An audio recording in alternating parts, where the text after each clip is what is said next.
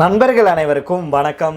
வெறியாட்டம் ஆடி இருக்காங்க. ராணுவம் கடுமையாக தாக்கியிருக்கு. இதனால உச்சக்கட்ட பதற்றம் ஏற்பட்டிருக்கு நண்பர்களே. இந்த தாக்குதலுக்கு எதிராக இந்தியா இப்போ களத்துல இறங்கி இருக்காங்க. அது மட்டும் இல்லாம இந்த தாக்குதலுக்கு இனி பழி வாங்குறது தான் ஒரே வழி, இனி பேச்சுக்கே இடமில்லை அப்படின்னு சொல்லி ஆக்ரோஷமாக களமிறங்கி இருக்காங்க. இதனால இப்போ இன்னொரு பதற்றம் ஏற்பட்டிருக்கு அப்படின்னே சொல்லலாம் நண்பர்களே. அதை பத்தி நம்ம தெளிவா தெரிஞ்சுக்க போறோம் இந்த வீடியோல. இதை தொடர்ந்து அடுத்த செய்தியாக பாத்தீங்க அப்படின்னா, ஈரானுக்கு ஒரு பேரிடியாக விழுந்திருக்கு ஒரு சம்பவம். அதாவது அமெரிக்கா ஒரு முக்கியமான இடத்தை, அதாவது ஈரானுடைய இதயத்தை குறி வச்சிருக்கு. இந்த தீவு மட்டும் பறி போச்சுன்னா அவ்வளவுதான் அப்படின்னு சொல்லியிருக்காங்க. அது என்ன தீவு, இது ஏன் ஈரானுக்கு இவ்வளவு முக்கியம் அப்படிங்கிறத நம்ம இந்த வீடியோல தெரிஞ்சுக்கலாம். அதை தொடர்ந்து பாத்தீங்க அப்படின்னா, போர்ல புட்டின் அவர்கள் என்ட்ரி கொடுத்திருக்கிறாரு. ஈரானுடைய உச்ச தலைவரை ராணுவ விமானத்துல தூக்கி சென்றிருக்கு ரஷ்யா. பரபரப்பான தகவல்லாம் கிடைச்சிருக்கு. இதை பற்றிய கூடுதல் தகவலை நம்ம இந்த வீடியோல அலசி ஆராய்ஞ்சிடலாம். அதனால ஸ்கிப் பண்ணாம கடைசி வரைக்கும் கேளுங்க. அதுக்கு முன்னாடி நம்முடைய சேனலை சப்ஸ்கிரைப் பண்ணலன்னா மறக்காம சப்ஸ்கிரைப் பண்ணிக்கோங்க. ஃபேஸ்புக் இன்ஸ்டாகிராம்ல ஃபாலோ பண்ணலனாலும் மறக்காம ஃபாலோ பண்ணிக்கோங்க. ஆப்கானிஸ்தான் தலைநகர் காபூல்ல இருக்கும் ஒரு மருத்துவமனை மேல பாகிஸ்தான் நடத்திய வான்வெளி தாக்குதல்ல குறைஞ்சது 400 பேர் கொல்லப்பட்டிருக்காங்க அப்படின்னும் 250 பேர் காயமடைஞ்சிருக்காங்க அப்படின்னு தாலிபான் அரசாங்கத்துடைய செய்தி தொடர்பாளரான ஜபிஹுல்லா முஜாஹித் அவர்கள் தெரிவிச்சிருக்கிறாரு. ஆப்கானிஸ்தானுடைய காபூலின் 9வது போலீஸ் மாவட்ட பகுதியில் அமைஞ்சிருக்கும் போதைப்பொருள் மறுவாழ்வு மற்றும் சிகிச்சை மையத்தில் பாகிஸ்தான் ராணுவம் நடத்திய தாக்குதல்ல மருத்துவமனையின் பெரும் பகுதி தரைமட்டமாயிருக்கு. சிகிச்சை பெற்று வந்த போதைப்பொருள் பழக்கத்துக்கு அடிமையானவர்களே அதிகம் பாதிக்கப்பட்டிருக்காங்க. இதுல தற்போது வரைக்கும் 400 பேர் உயிரிழந்திருப்பதாகவும் இடிபாடுகளை அகற்றும் போது இந்த எண்ணிக்கை இன்னும் அதிகரிக்கக்கூடும் அப்படின்னு சொல்லப்படுது. ஆப்கானிஸ்தான் அரசாங்கத்துடைய இந்த குற்றச்சாட்டுகளை பாகிஸ்தான் முற்றிலுமாக மறுத்திருக்காங்க. காபூல்ல எந்த ஒரு மருத்துவமனை மேலையும் நாங்க இலக்கு வைக்கல அப்படின்னும் தாலிபான்களுடைய குற்றச்சாட்டு அடிப்படையற்றது அப்படின்னு பாகிஸ்தான் சொல்லியிருக்கு.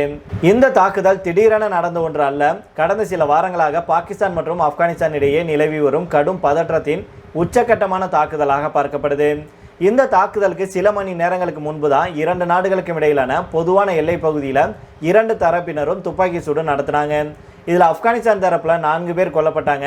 கடந்த 3 வாரங்களாக இரண்டு நாடுகளுக்கும் இடையே மிக மோசமான எல்லை மோதல் நிலவிட்டும் வருது. பாகிஸ்தான் ராணுவம் மீண்டும் மீண்டும் ஆப்கானிஸ்தானுடைய வான்வெளியை மீறி தாக்குதல் நடத்துவதாக தாலிபான்கள் குற்றம் சாட்டுறாங்க. இது அனைத்து சர்வதேச விதிகளுக்கும் எதிரானது மற்றும் மனிதநேயமற்ற செயல் அப்படின்னு ஆப்கானிஸ்தானை ஆளும் தாலிபான் அரசாங்கத்தின் செய்தி தொடர்பாளர் ஜபிஹுல்லா முஜாஹித் அவர்கள் கண்டனம் தெரிவிச்சிருக்கிறாரு. பாகிஸ்தான்ல நடத்தும் பயங்கரவாத தாக்குதலுக்கு ஆப்கானிஸ்தான்ல இருக்கும் தளம் பயன்படுத்தப்படுவதாக பாகிஸ்தான் குற்றம் சாட்டுது. இதுக்கு பதிலடி கொடுக்கவே பாகிஸ்தான் அவ்வப்போது எல்லை தாண்டி தாக்குதல் நடத்துது. ஆனால் ஒரு மருத்துவமனையே தாக்கியதாக சொல்லப்படுவது சர்வதேச அளவில் பெரும் பரபரப்பை ஏற்படுத்தி இருக்கு. இந்த நிலையில தான் ஆப்கானிஸ்தான்ல பாகிஸ்தான் நடத்திய தாக்குதல்ல 400 பேர் உயிரிழந்தாங்க இல்லையா.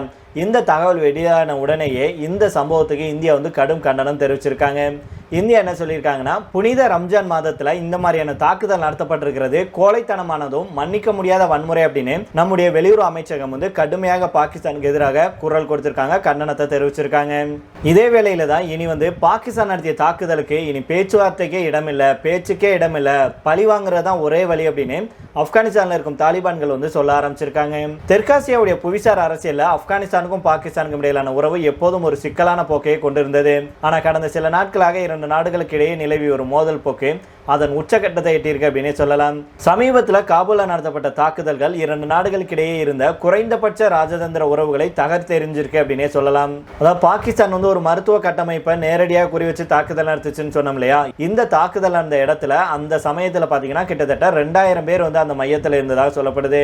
மருத்துவமனை தரைமட்டம் ஆயிடுச்சு அப்படின்னும் தீப்பிடிச்சிருக்கு அப்படின்னு சொல்லியிருக்காங்க. இதனால பலியானவர்களுடைய எண்ணிக்கை மேலும் அதிகரிக்கக்கூடும் அப்படின்னு சொல்லப்படுது.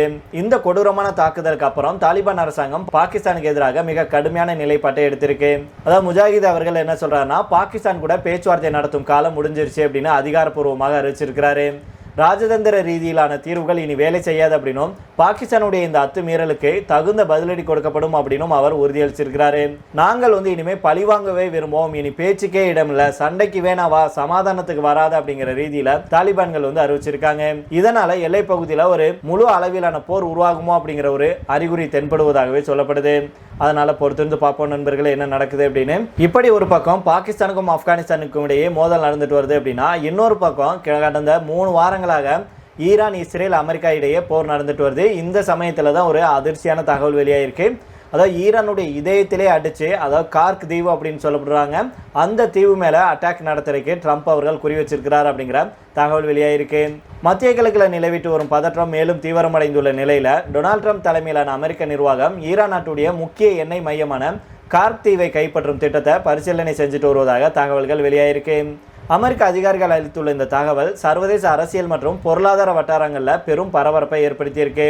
ஹார்முஸ் நீரிணை பகுதியில் எண்ணெய் கப்பல்களுடைய போக்குவரத்துக்கு ஈரான் கடுமையான கட்டுப்பாடுகளை விதித்துள்ள சூழல அந்த பகுதியில் பாதுகாப்பு பணிக்காக போர்க்கப்பலை அனுப்ப அமெரிக்கா முயற்சி செஞ்சாங்க.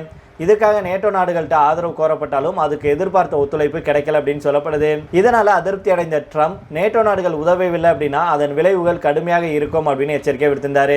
இந்த நிலையில தான் ஈரானுடைய பொருளாதார நரம்பாக கருதப்படும் கார்க் தீவை நேரடியாக குறிவைத்து நடவடிக்கை எடுக்கலாம் அப்படிங்கிற யோசனை அமெரிக்காவில் தீவிரமாக பேசப்படுது.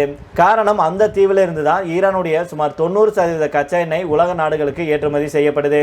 இதனால இந்த தீவை கைப்பற்றினால் ஈரானுடைய வருவாயை நேரடியாக பாதிக்க முடியும் அப்படின்னு அமெரிக்கா நினைக்கிறாங்க. பாரசீக வளைகுடாவில் அமைஞ்சிருக்கும் இந்த தீவு ஹார்முஸ் நீரின் அருகே இருக்கிறதுனால உலகளாவிய எண்ணெய் போக்குவரத்திலையும் முக்கிய பங்கு வகிக்குது.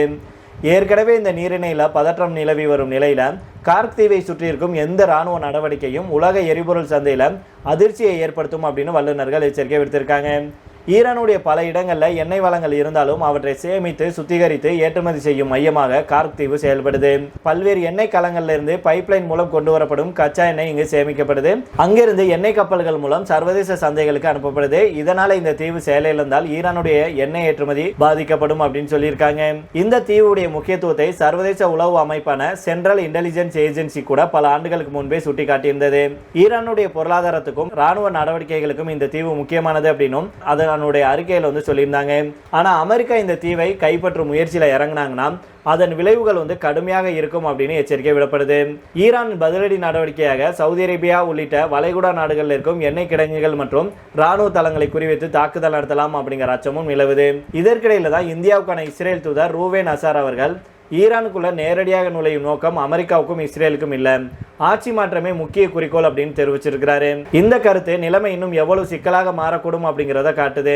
மொத்தத்தில் கார்க் தீவை மையமாக கொண்டு உருவாக்கியுள்ள இந்த புதிய மாற்றம் மத்திய கிழக்கு அரசியல் மட்டுமல்ல உலக பொருளாதாரத்தையும் நேரடியாக பாதிக்கும் சக்தி கொண்டதாக பார்க்கப்படுது. அதே போல இஸ்ரேல் போர்ல புட்டின் அவர்கள் என்ட்ரி கொடுத்திருக்கிறார் அப்படிங்கிற தகவல் வெளியாயிருக்கு.